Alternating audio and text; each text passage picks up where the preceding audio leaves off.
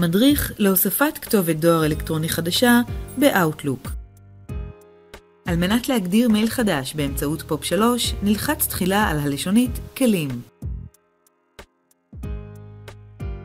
ולאחר מכן נלחץ על הגדרות חשבון. בחלון שנפתח נלחץ על חדש.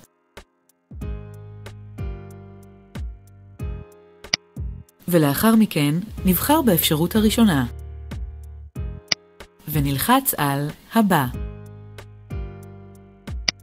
נבחר באפשרות קבע באופן ידני את הגדרות השרת. ונלחץ הבא. נבחר באפשרות הראשונה, דואר אלקטרוני באינטרנט.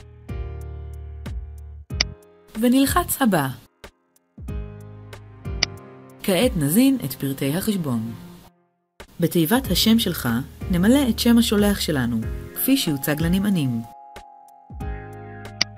בתיבת כתובת דואר אלקטרוני נמלא את כתובת המייל המלאה.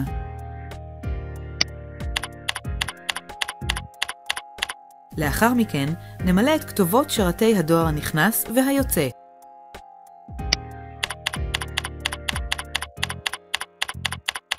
נזין את כתובת המייל המלאה כשם משתמש.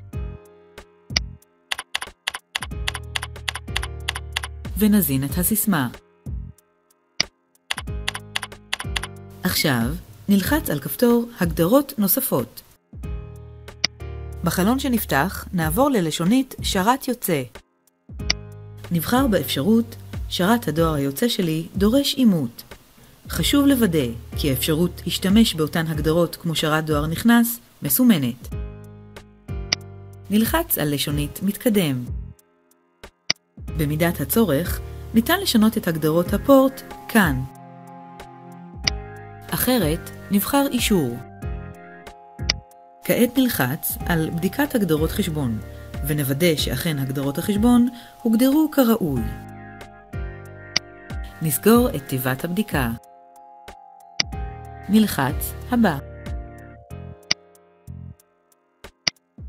זהו, חשבון האימייל שלך התווסף בהצלחה.